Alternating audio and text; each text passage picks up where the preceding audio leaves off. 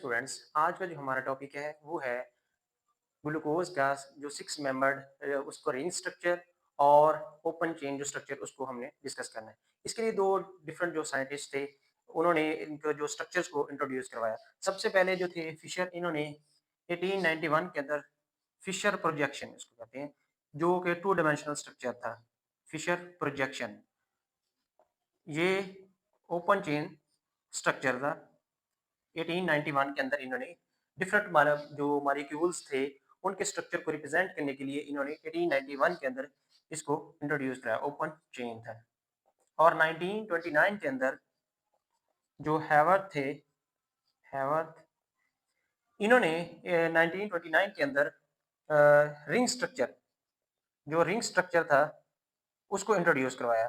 जो ग्लूकोज और डिफरेंट जो मॉलिक्यूल्स थे उनका जो रिंग स्ट्रक्चर था वो हैवर्थ जो प्रोजेक्शन है उसमें इन्होंने इंट्रोड्यूस करवाया।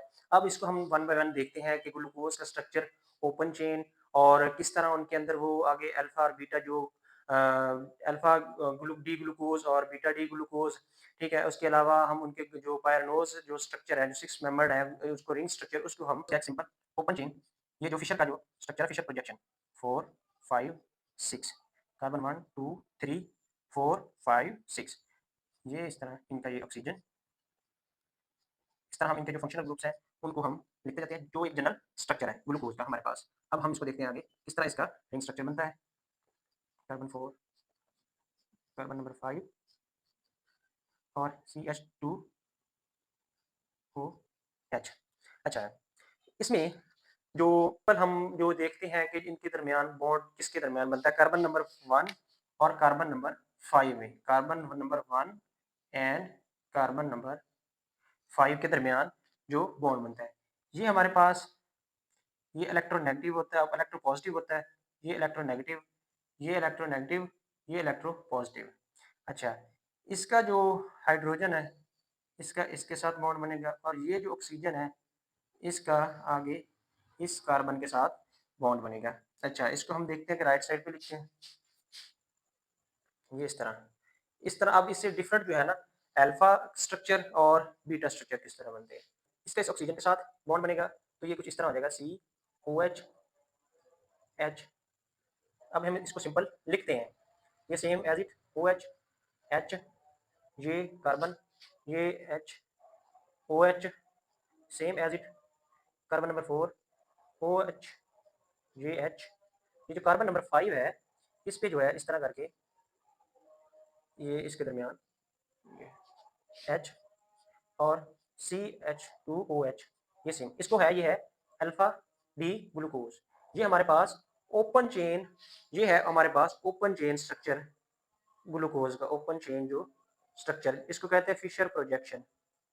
फिशर प्रोजेक्शन, ये साइंटिस्ट थे, इन्होंने 1891 के अंदर इसको इंट्रोड्यूस करवाया था। सेम ये अल्फा, अल्फा किस लिए, जब वो जो इसका फंक्शनल ग्रुप है वो राइट साइड पे होगा तो ये अल्फा होगा राइट साइड पे। अच्छा, सेम एज इट, अब इसका देख लेते हैं इसका लेफ्ट साइड पे है, इसको कन्वर्ट हमने किस तरह करना है, किसके अंदर, हैवर्थ स्ट्रक्चर के अंदर। किस तरह, how to convert Fischer projection into किसके अंदर, हैवर्थ स्ट्रक्चर के अंदर, इसको हमने किस तरह कन्वर्ट करना है।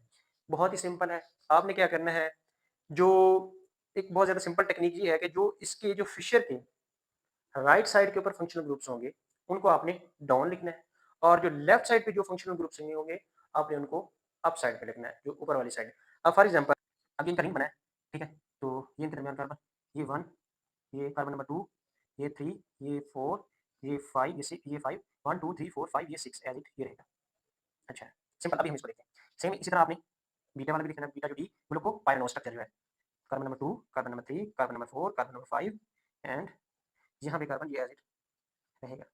अच्छा, इसमें आप देखें, हमने कहा कि जो इसकी राइट साइड पे होंगे फिशर के, वो ये जो हैवर्थ स्ट्रक्चर बेसिकली रिंग स्ट्रक्चर है इसकी डाउन वाली साइड पे होगा। अब देखें, OH नीचे, H ऊपर, same as it OH H same है, तीसरे पे OH, यहाँ पे OH, चौथे पे OH और पांचवे पे भी H, और इसी तरह ये स्ट्रक्चर इसका बन गया। ये है अल्फा डी ग्लूकोपाइरानोज जो स्ट्रक्चर है। अब सेम एज इट, अब ये जो बीटा डी है, बीटा हमने कहा था कि जब उसके लेफ्ट साइड पे फंक्शनल ग्रुप होगा OH तो वो बीटा होगा। अब इसका जो ये हमारे पास ये है राइट साइड, राइट साइड का क्या हमने कहा कि अगर फिशर की राइट साइड पे होगा तो वो हैवर्थ की दूसरा आपने डाउन वाली साइड पे लिखना है। इसी तरह जो लेफ्ट साइड पे होगा, लेफ्ट साइड पे वो उसके अप लिखना है, ये डाउन। ठीक है, आप इसको देखें कि इसको डाउन लिखना है तो ऑब्वियसली यहाँ पे H नीचे आएगा, OH ऊपर आएगा। देन आपने फिर same as it OH H फिर H फिर अंदर वाली साइड पे आपने OH लिखना है। ठीक है, सेम इज चौथे पे और पांचवे पे। अब ये जो है कार्बन नंबर 1, ठीक है, दोनों में ये है एनोमेरिक कार्बन। एनोमेरिक कार्बन ये है कि आफ्टर जो है जब वो साइक्लिक स्ट्रक्चर बनता है तो वो एसिमेट्रिक बन जाता है, एसिमेट्रिक कार्बन। एसिमेट्रिक में ये है कि 4 जो फंक्शनल ग्रुप्स हैं वो डिफरेंट है। अब इसके साथ 4 जो फंक्शनल ग्रुप्स हैं, अब ये देखें, एक ऑक्सीजन है, OH ग्रुप अलग है, ये इसके साथ H अलग और कार्बन ये वाला आगे फंक्शनल ग्रुप आगे ये अलग है। एसिमेट्रिक ये टोटल ये आगे सारा स्ट्रक्चर जो है। अब ये इसके साथ डिफरेंट जो है फंक्शनल ग्रुप्स अटैच हैं, और ये कार्बन नंबर 1 पे जब इसकी वो होती है, आप देखें कि और ये दोनों जो स्ट्रक्चर हैं ये डिफरेंट है। ठीक है, और ना ही ये एक दूसरे के मिरर इमेजेस हैं। अब इसमें जो H है जो वो अप साइड पे है OH, और इसमें जो है डाउन साइड पे ये हमारे पास अल्फा का स्ट्रक्चर हो गया, अल्फा डी ग्लूकोपाइरिन, और ये बीटा डी ग्लूकोपाइरिन। होप सो आपको समझ लग गई होगी। अगर आपको क्वेश्चन है तो आप कमेंट सेक्शन में पूछ सकते हैं। थैंक